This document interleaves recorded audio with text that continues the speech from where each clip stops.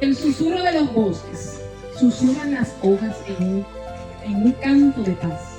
Gigantes de troncos que no miran atrás, con brazos de ramas abrazan el cielo, bordando de sombras la piel de este suelo. Tesoro de vida, refugio y hogar, donde el aire limpio se vuelve a reinventar. Cuidar de los bosques es nuestro deber, para que el mañana pueda